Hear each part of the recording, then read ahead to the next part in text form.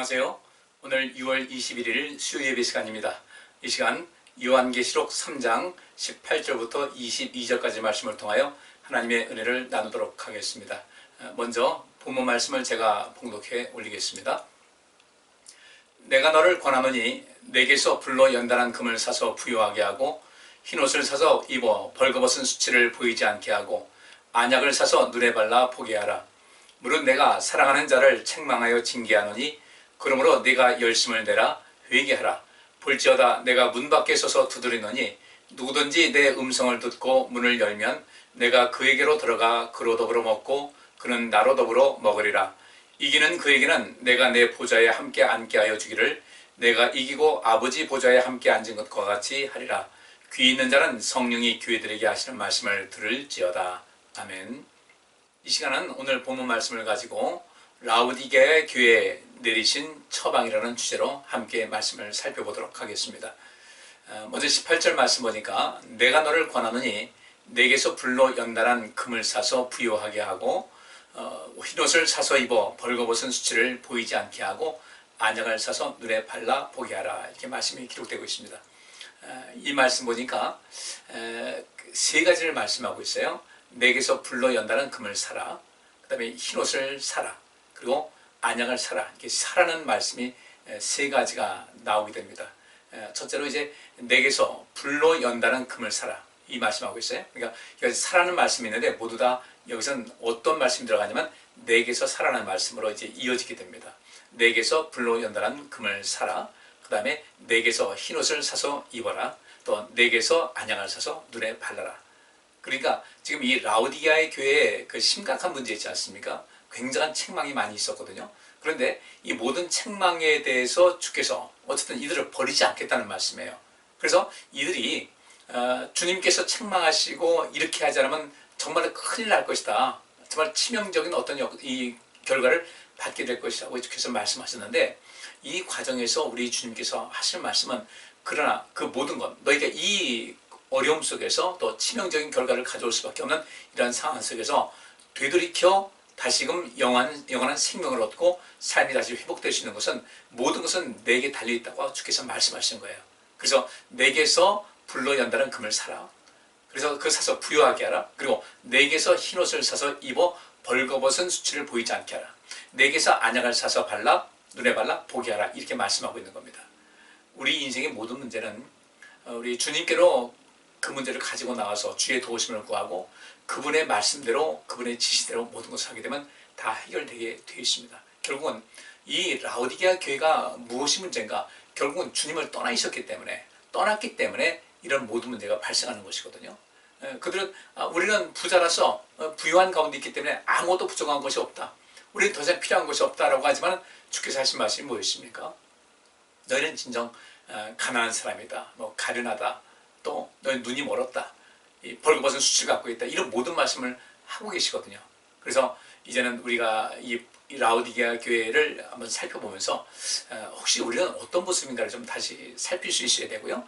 그리고 여기서 세 가지, 내게서 불로 연단한 그 금을 사라, 다음에 또 내게서 흰옷을 사서 입어라, 또 세 번째는 내게서 안약을 사서 눈에 발라라.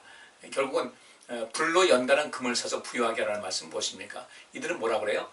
우리는 부자다, 모든 거 넘치고 차고 넘쳐서 우리는 어떤 것도 부족한 것이 없다, 넉넉하다라고 하지만 주님께서 너희들은 정말 가련하고 가난하고 형편무인지경이라는 것을 말씀하고 있어요. 그러니까 더 이상 너희가 갖고 있는 그 재물을 가지고 우리는 부유해서 필요한 것이 없다, 부족한 것이 없다, 그렇게 하지 말고 정말 너희를 부유하게 하는 것, 너희는 그 재물 아무리 많아도 지금 너희들은 완전히 여기 그 말씀 있지 않습니까? 흰옷을 사서 입어 벌거벗은 수치를 보이지 않게 하라고 말씀하고 있는데, 이 벌거벗었다는 것이 무엇이냐면 그냥 단순하게 벌거벗은 것도 있지만 수치를 말하는 것도 있지만 빈곤 또는 영적 빈곤을 말씀을 하고 있어요.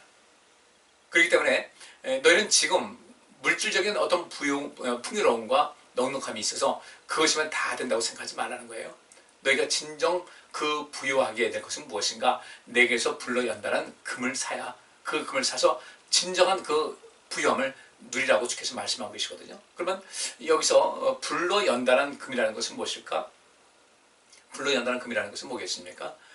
금광석을 캐내서 이제 그 열을 가해가지고 그것을 녹여서 이제 모든 불순물을 제하게 되죠. 그런 그 연단하는 그 정제하고 그다음에 거기서 그 갈고 닦아서 만든 이것이 순금이 돼서 그 순금도 99.99%밖에 안 되거든요. 100%는 없다는 것입니다.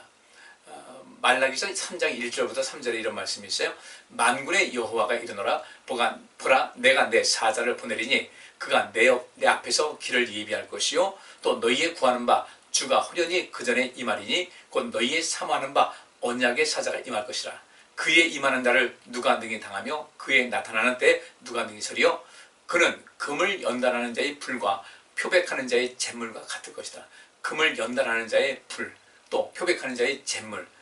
금을 연단하는 가운데서 분명히 그 어떤 그 옷을 표백할 때 표백제가 쓰듯이 이 모든 금속을 또 연단하고 그것을 맑게 하는 데는 어떤 그 물질이 필요하지 않겠습니까? 그래서 이 그 금을 연단하는 것, 무엇보다도 금을 연단하는 것은 불이거든요. 불로 완전히 녹여서 다른 불순물을 다 제하고 순금만 남는 것인데 금을 연단하는 자의 불과 표백하는 자의 잿물과 같을 것이다. 누가요?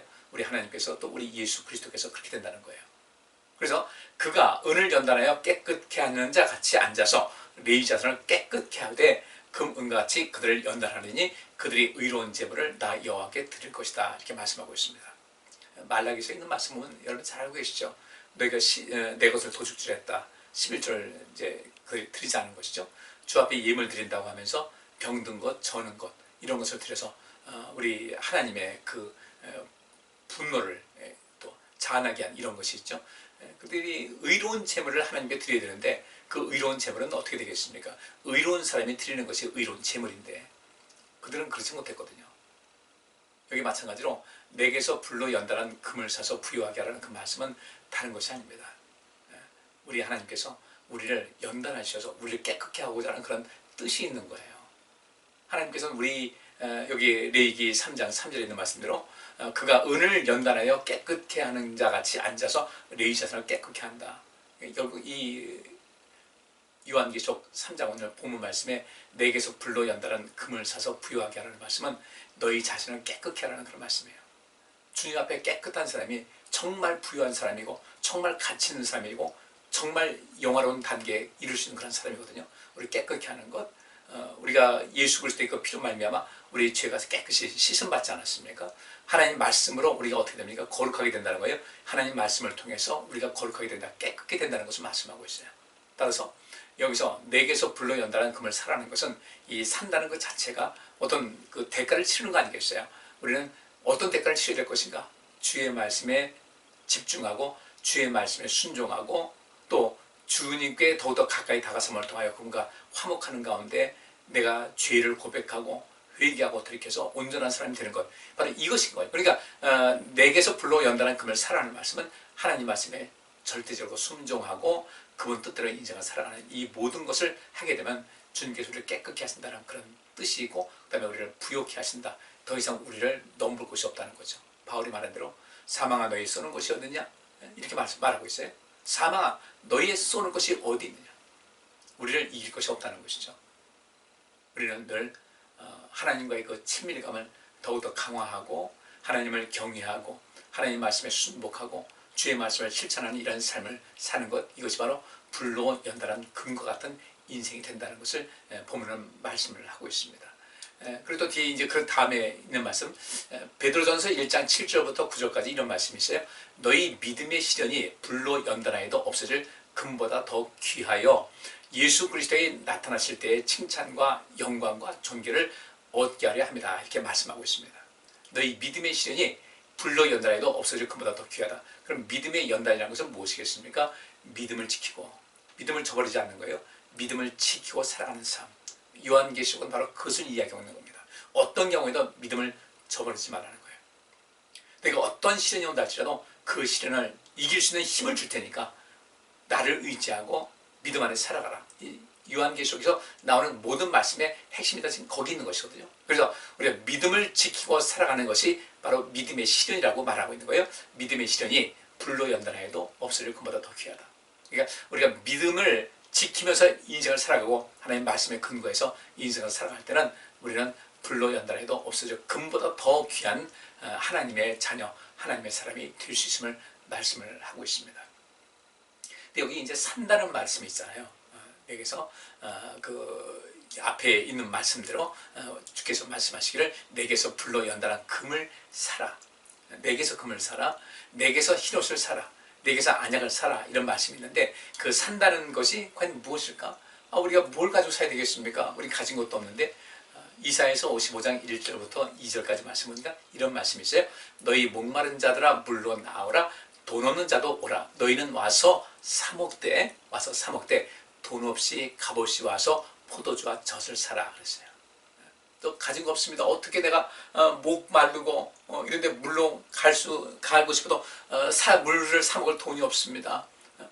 포도주 살 돈이 없습니다. 우리 너무 아무것도 가진 거 없습니다. 이렇게 할 때 주께서 하신 말씀이 너희 목마른 자들아 물로 나오라. 돈 없는 자도 오라. 너희는 와서 사 먹되 돈 없이 값없이 와서 포도주와 젖을 사라. 돈 없이 와서 값없이 와서. 그래서 2절에 너희가 어찌하여 양식 아닌 것을 위하여 은을 달아주며 배부르게 못할 것을 위하여 수고하느냐. 나를 청종하라. 그리하면 너희가 좋은 것을 먹을 것이며 너희 마음이 기름진 것으로 즐거움을 얻을 것이다 그랬어요. 나를 청종하라는 거예요. 내가 하는 말을 잘 듣고 순종하고 지키면서 인생을 살게 되면 너희는 좋은 것을 얻을 것이고 즐거움을 얻을 것이다. 바꿔 말하면 금을 사라고 한 말씀, 연단된 그 금을 사라, 흰옷을 사라, 또 안약을 사라. 그 사라는 것은 무엇인가? 하나님을 청종하는 것이, 청종함을 통해서 나는 하나님께 대가를 치르는 거예요. 그러면 우리 앞에 있는 말씀을 살펴봤듯이요, 내게서 불로 연다는 금을 사라고 할 때 그 불로 연다는 금을 어떻게 사겠습니까? 그 사는 것이 무엇이냐는 거예요. 주님께 청종하는 마음, 청종하는 그런 믿음으로 주 앞에 나가게 되면 그것이 내가 불로 연다는 금을 사는 것과 똑같은 것이고, 그렇게 하는데 내가 흰옷 세마포 옷입니다. 아주 가치 있는 곳이에요. 제사장들 흰 세마포 입지 않았습니까? 그래서 이 흰옷이라는 것은 색깔만 흰 것이 아니라 그 세마포 아주 굉장히 가치 있고 고가의 그 상품을 말하는 것이거든요. 여호와를 청종하고 그분 뜻대로 살고자 매일매일 최선을 다해서 인생을 살아가게 될 때 이 모든 것을 흰옷을 사되 대가는 내가 하나님께 순종하는 것으로, 그 말씀을 청종하는 것으로, 그 말씀을 지키고 사는 것으로 대신 치른 것이거든요. 안약 역시 마찬가지예요. 안약을 샀다. 내게서 안약을 사서 눈에 봐라, 보게 하라. 청종하는 거예요. 그러면 우리가 눈에 보이는 어떤 실질적인 어떤 재물을 반대급으로 제공하지 않는다 할지라도 그것은 우리 주님께서 그 대가를 치른 것으로 인정하셔서 우리에게 그 불러였다는 금으로 같은 그런 부유한 삶을 살게 되고, 흰옷을 입어서 우리 수치를 가리게 되고, 안약을 사서 눈에 발라 그동안 보지 못했던 것을 볼 수 있는 그런 상황이 된다는 것을 말씀을 하고 있습니다. 이 흰옷이라는 말씀이 있죠. 흰옷을 사서 입으라. 흰옷이라는 것은 요한계시록 19장 7절부터 8절까지 말씀에 이런 말씀이 있어요. 우리가 즐거워하고 크게 기뻐하여 그에게 영광을 돌리세. 어린 양의 혼인 기약이 이르렀고 그 아내가 예비하였으니 그에게 허락하사 빛나고 깨끗한 세마포를 입게 하셨은즉 이 세마포는 성도들의 옳은 행실이로다가 하더라. 이 세마포는 성도들의 옳은 행실이다. 좀 전에 말씀드린 대로 우리가 하나님 말씀을 청종하고 그 말씀을 순종하고 실천하고 살 때 우리 주님께서 그것을 그 대가로 아시고 우리에게 흰옷을 입혀주신다는 것이죠. 그러면 거기서 산다는 것은 무엇을 사겠습니까? 여기 있는 말씀 보면 성도들의 옳은 행실이다 그랬으니까 우리가 의로운 삶을 살아가는 거예요.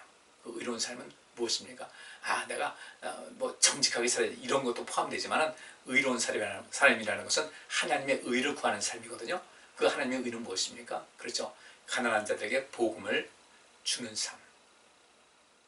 가난한 자들에게 복음이 되는 그런 삶을 살 때 우리 하나님께서 또 우리 예수님께서 우리에게 그 흰옷을 입혀주셔서 그 부끄러움, 수치를 가리게 한다. 그 부끄러움, 그냥 수치스러움과 우리의 빈곤, 우리의 연약함을 덮어준다는 것을 말씀을 하고 있어요. 그 다음에 이제 또 보게 한다는 말씀이 있죠. 안약을 사서 발라서 보게 하라는 이 말씀이 있는데, 이 보게 한다는 그 말씀은 뭐 여러 가지 의미가 있지만 요한복음 9장 6절부터 7절까지 말씀에 이런 말씀이 있어요. 이 말씀을 하시고 땅에 침을 뱉어 진흙을 이겨 그의 눈에 바르시고 이르시되 실로암 못에 가서 씻으라 하시니 실로암은 번역하면 보냄을 받았다는 뜻이라. 이에 가서 씻고 밝은 눈으로 왔더라. 여기 마찬가지예요. 실로암 못에 가서 씻으라 하니까 갔단 말이죠. 아이 문 씻는데 어떻게 겠습니까? 순종한 거예요. 주께 믿음으로 순종할 때 참된 것을 볼 수 있다는 것을 성경은 말씀하고 있습니다. 다시 18절 말씀 다시 이제 정리해서 말씀드립니다. 내가 너를 권하노니 라는 것은 내가 너에게 충고한다, 또 함께 의논한다.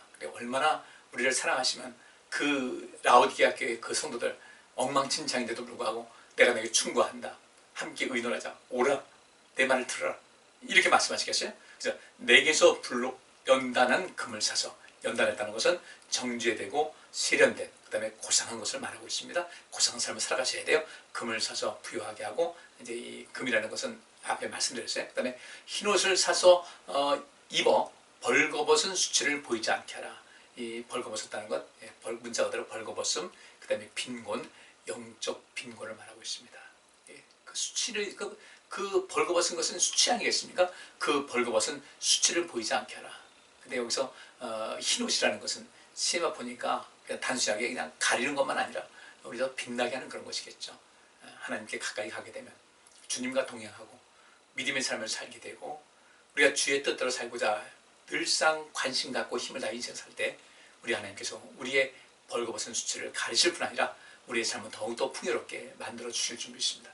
그리고 안약을 사서 눈에 발라, 이것도 이제 여기서 내게라는 말이 빠졌지만 내게 안약을 사서 눈에 발라 보게 하라. 이 말씀은 보게 한다는 것은 보다, 또 인지하다. 그렇게 이 라오디게아 그 교회 성도들이 제대로 못 봤던 거예요. 그렇기 때문에 주님께서 그들의 눈을 뜨게 하려고 하는 거예요. 그럼 뭘 못 봤을까? 본다는 문자로 우리 눈으로 뭔가 보는다는 의미도 있지만 정신적으로 어떤 그 두뇌의 작용으로 이해하고 또 인지하고 통찰하고 관찰하고 주의하고 조사하는 것을 다 말하고 있습니다.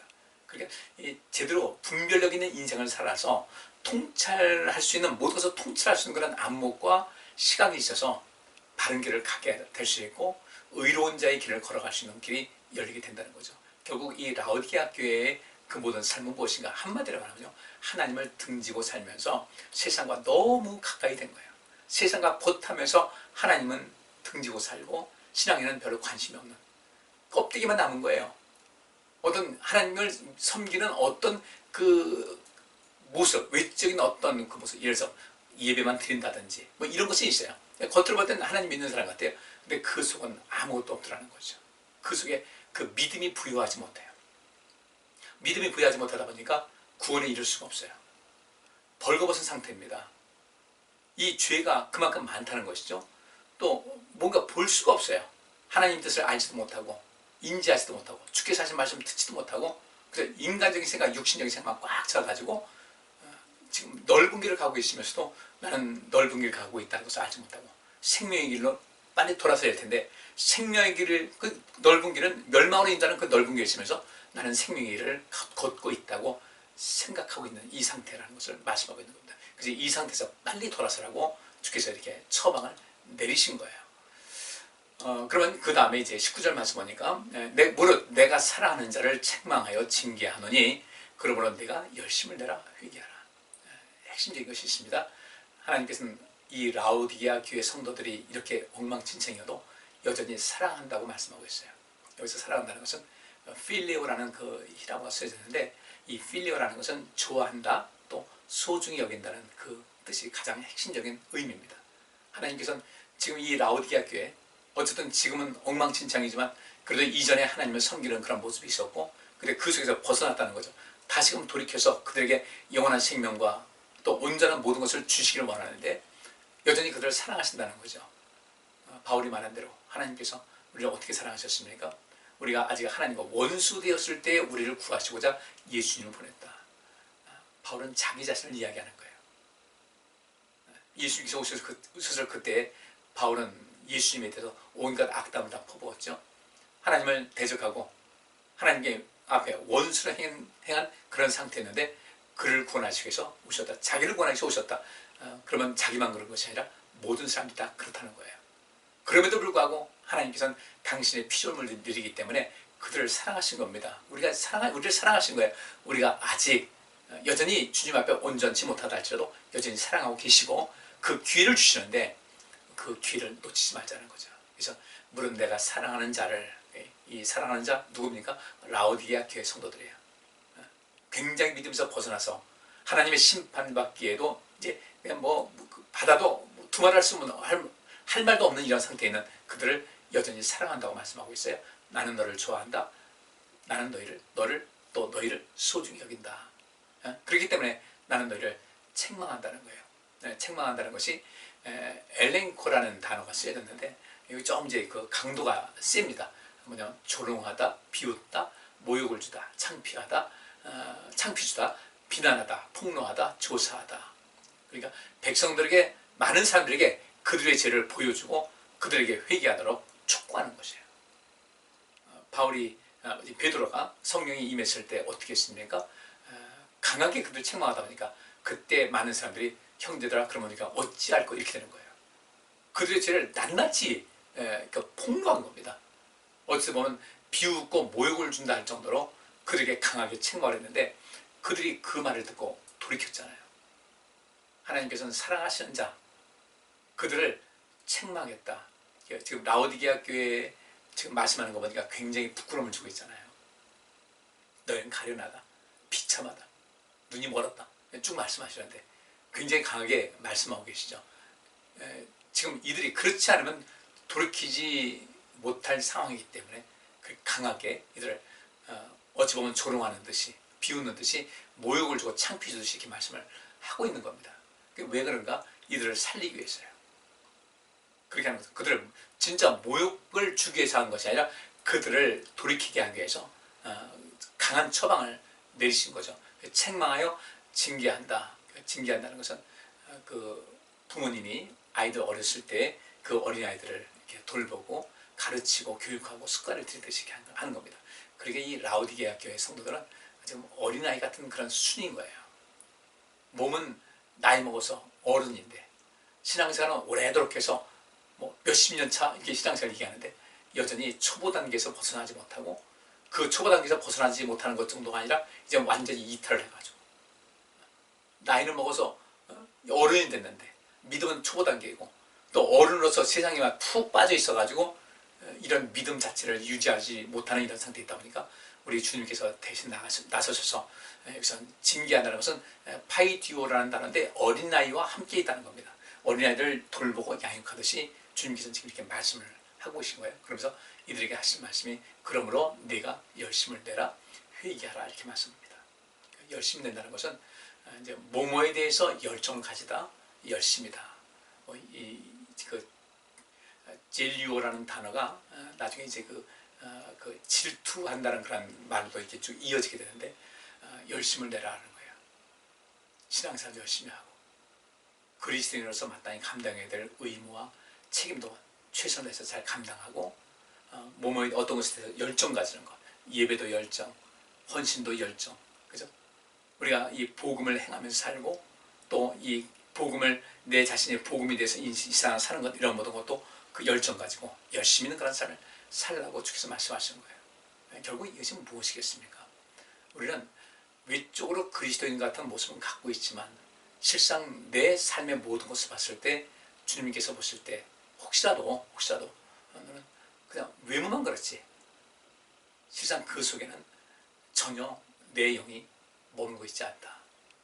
굉장히 심각한 문제죠. 우리가 신앙생활 모든 것에서도 그냥 한번 예배 나와서 그 예배 참석하고 그것으로 끝나는 것이 아니라 우리의 삶의 현장에서 계속해서 복음 그 자체로 인생을 살아갈 수 있는 것, 하나님과 늘 친밀한 관계를 유지하고 사는 것, 늘 말씀대로 살아가는 이 모든 것에 힘을 다하는 것, 이렇게 살아가는 겁니다. 그 회개하라는 것은 메타노에오라는 뜻인데 그 메타라는 단어와 노에오라는 단어가 합성이 된 거예요. 근데 이 메타라는 것은 뭐뭐 후에 영어로 하면 after라는 뜻이고 그 다음에 노에오라는 것은 인지하다, 생각하다는 그런 뜻입니다. 바꿔 말하면 이 회개라는 것은 지나고 보니까 이게 아닌데 안에서 깨달은 거예요. 나중에 인지하고 나중에 생각했어요. 그리고 나중에 마음을 바꿨어요. 또 다른 견해를 채택하거나 받아들였어요. 내 감정을 바꿨다. 어떤 내 결이나 의사를 바꿨다. 이런 겁니다. 바꾸다는 거예요. 바꾸다는 거예요. 이 회개라는 거지. 지금 우리가 가는 길이 혹시 멸망으로 인도하는 그 길을 걷고 있다면 얼른 돌이켜서 노선을 바꿔야 돼요. 생명의 길을 바꿔야 되고, 내가 주님께서 우리를 향해서 어떤 것을 말씀하고 계신데 거기다가 열정을 갖지 않다, 열심히지 못하다 할 때는 이제 열정을 가지고 열심히 해야 돼요.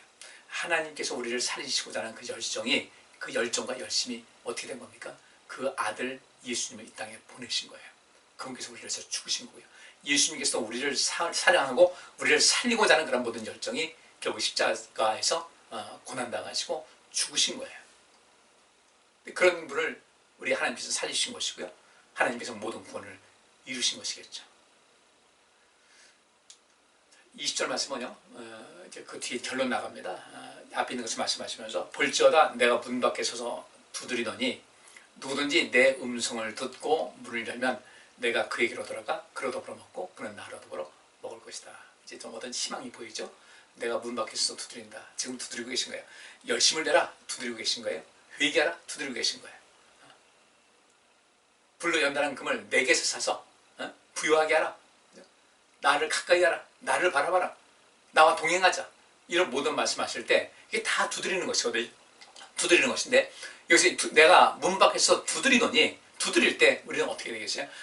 우리가 그 음성을 듣고 문을 열면 내가 그에게로 들어가 그로 더불어 먹고 그는 나로 더불어 먹을 것이다. 함께 식당을 나누는 것 대단한 것이죠. 그죠? 하나가 되는 것인데, 일치가 되는 것인데, 마태복음 24장 45절부터 51절에 이런 말씀이 있습니다. 충성되고 지혜 있는 종이 되어 주인에게 그 집 사람들을 맡아 때를 따라 양식을 나눠줄 자가 누구냐. 주인이 올 때에 그 종이 이렇게 하는 것을 보면 그 종이 복이 있으리로다. 내가 진실로 너희에게 이르노니 주인이 그 모든 소유를 저에게 맡길 것이다 그랬어요. 충성되고 지혜 있는 종이 되어 주인에게 그 집 사람들을 맡아 때를 따라 양식을 나눠줄 자가 누구냐. 주인이 왔어요. 그 주인이 와서 어떻게 하겠습니까? 문을 두드린 거예요. 근데 그 종이 준비가 안 됐어요. 그 주인이 원하는 만큼 하질 않았다는 것이죠. 근데 그 종이 우리 주인이 언제든지 오실 수 있다는 그런 마음을 가지고 성실하게 매사에 열심을 갖고 사랑하는 마음을 갖고 그 주인의 마음을 알아서 주인이 원하는 것을 몸소 미리 행하고, 그 주인이 나와 함께 있지 않은, 나를 직접 보고 있지 않는다 할지라도 그 주인이 나와 함께하는 것을 함께한다는 그런 마음을 가지고 성실하게 인생을 살아갔다는 거죠. 이렇게 돌아와서 그 주인이 문을 두드리고 딱 왔을 때 깔끔하게 되는 거죠. 준비가 다 됐어요. 갑자기 준비한 것이 아니라 매일매일 그렇게 살다 보니까 매일매일 준비가 된 거죠. 그래서 그 주인이, 종이 이렇게 아름답게 멋지게 살아온 것을 보면은 그 종이 복이 있다는 것이죠. 주인이 그 모든 소유를 저에게 맡길 것이다. 여기서 주인은 우리 하나님 또는 예수님을 말씀하고 있습니다. 우리 종은 우리예요. 그 모든 소유를 우리에게 맡기신다. 큰 영광이죠. 그런 삶을 살아가시기 바랍니다. 근데 48절 말씀에 만일 그 악한 종이 마음에 생각하기를 주인이 더디오리라 하여 동무들을 때리며 술친구들로 더불어 먹고 마시게 되면 생각지 않은 날 알지 못하는 시간에 그 종의 주인이 이르러서 문을 두둥긴다는 거죠. 이때 아무것도 안 됐다 할 때 엄히 때리고 외식하는 자에 받는 율에 처하리니 거기서 슬피 울며 이를 감이 있을 것이다. 주님께서 언제 닫아주셔서 나의 문을 두드리실지 몰라요. 그때 두드리셨을 때 언제고 문을 열었어요? 주님을 딱 대면했을 때 주께서 착하고 충성된 종이라고 인정하실 만한 그런 삶을 살았을 때는, 그렇죠, 그 모든 소유를 우리에게 맡긴다는 말씀대로 큰 영광이 있지만 그 준비가 안 됐을 때는 여기 있는 대로 외식하는 자에 받는 율에 처하리니 거기서 슬피 울며 이를 감이 있을 것이다. 주님께서 우리를 찾아오셨을 때 주님께서 우리를 끌어안으시면서 함께 주님과 더불어 식사를 나눌 수 있는, 그 다음에 또 이런 말씀이 더 있어요. 21절 말씀에 이기는 그에게는 내가 내 보좌에 함께 앉게 하여 주기를 내가 이기고 아버지 보좌에 함께 앉은 것과 같이 하리라 그랬어요. 예수님께서 이기셨잖아요. 하나님 보좌 우편에 계시잖아요. 아버지 하나님께서 나를 아버지 보좌에 함께 앉게 해준 것 같이 이기는 사람들은 내 보좌에 함께 앉게 해줄 것이다. 얼마나 큰 영광입니까? 우리 인생을 바르게 온전하게 살아가는 길에 힘을 다해야 될 줄 믿습니다. 그래서 우리가 이 라오디게아 교회 굉장한 책망을 받았는데 그래도 우리 주님께서는 그들을 여전히 사랑하셔서 여전히 좋아하시고 여전히 그들을 소중히 여기셔서 기회를 주시고자 하는 이 말씀이 본문에 나와 있는데 우리도 이런 기회 놓치지 말고 늘상 주님 앞에 잘 준비된 자로서 인생을 살아서 주님께서 언제 오시든지 주님께서 언제 우리를 부르시든지 상관할 것 없이 우리를 봤을 때 착하고 충성된 종이라 인정하시고 또 그렇게 인정받는 삶을 살아갈 수 있기를 간절히 바랍니다. 마지막 절에 귀 있는 자는 성령이 교회들에게 하신 말씀을 들을지어다. 성도님들 한 사람 한 사람에게 주신 그 말씀인 것을 우리가 인식하고 우리가 온전하게 살아서 주님께서 처방을 내리신 그 모든 말씀을 잘 받아들이고 실천해서 여러분 삶이 영광되고 주님의 나라에서도 큰 영광과 기쁨으로 영생 누리는 우리 모두가 될 수 있기를 간절히 바랍니다. 기도합니다. 하나님 말씀을 살폈습니다.